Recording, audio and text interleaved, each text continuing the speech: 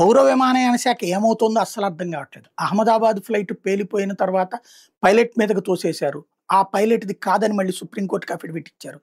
అసలు పైకి లెగుస్తున్నప్పుడు అందులో నిండా ఆయిల్ ఉన్నా కూడా ఆయిల్ డోర్ క్లోజ్ అయిపోవడం ఏంటి? దానికి కారణం ఏంటి అన్నటువంటిది ఈ రోజు వరకు తేల్చలేదు. దాని మీదన ఎవరు కుట్ర చేశారు అన్నటువంటిది తేల్చకపోగా ఏ కుట్ర లేదంటూ ముందస్తు సర్టిఫికేట్ ఇచ్చి పడేశారు. అయిపోయింది. తర్వాతన ఈ రోజు వరకు ఆ బోయింగ్‌ని ఏం చేయలేదు.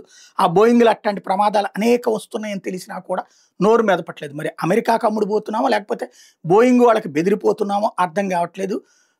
లేదా అమెరికాకి వణికిపోతున్నామా ఏంటన్నది అర్థం కావట్లేదు. నెంబర్ 2 వచ్చేటప్పటికి మనకి సంబంధించినంత వరకు కొత్తగా ఎదురవుతున్నటువంటి సమస్య మొన్న స్నూఫింగ్ జరిగింది. అనేక విమానాలకు ఉన్నట్టుండి వాటిట్లో ఉండేటటువంటి జీపీఎస్‌లు పనిచేయడం మానేసేసినాయి.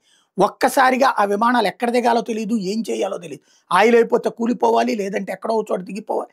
అలాంటి విచిత్రమైన పరిస్థితి వచ్చింది. దాన్ని మళ్ళీ సెటరేట్ చేయడానికి 1 గంట, 2 గంటలు పట్టింది. దాన్ని ఆ రోజున అబ్బే ఏమీ లేదు, ఇదంతా ఓన్లీ ఏటీఎస్‌లో ప్రాబ్లమ్ అని చెప్పుకొచ్చారు ఆ రోజున పౌర విమానయాన శాఖ మంత్రి రామ్మోహన్ నాయుడు గారు. ఆ తర్వాత సీన్ కట్ చేస్తే స్నూఫింగ్ అని చెప్పేసి తాజాగా పార్లమెంట్‌లో అంగీకరించినటువంటి పరిస్థితి.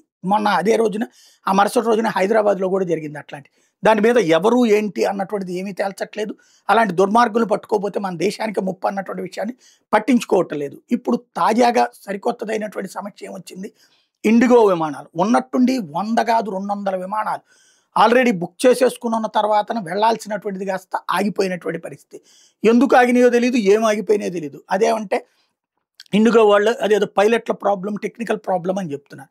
ఓవరాల్‌గా ఒక్కసారిగా 2 రోజుల్లో 200 విమానాలు ఆగిపోవడం అంటే ఎంత సంక్షోభం అయిపోతుంది ప్రయాణికులకి. అయ్యప్ప దర్శనాలు పెట్టుకున్నోళ్ళు అన్యాయం అయిపోయారు. కాశీకి వెళ్ళాలనుకున్నోళ్ళు అన్యాయం అయిపోయారు. రకరకాల నానా ఇబ్బందులు పడ్డటువంటి పరిస్థితి. ఏంటి? ఎందుకు? ఇదే తేలకుండా ఉంది. ఓవరాల్‌గా అసలు ఈ మొత్తం పౌర విమానయాన శాఖని ఎవరన్నా ట్రాక్ చేస్తున్నారా? ఎవరన్నా లాగే ప్రయత్నం చేస్తున్నారా? కుట్ర చేస్తున్నారా? దాన్నేమన్నా కంట్రోల్ చేసే మెకానిజం మన దగ్గర ఉందా? లేదా? అన్నది ప్రజలకు క్లారిటీ కావాల్సిన అవసరం ఉంది.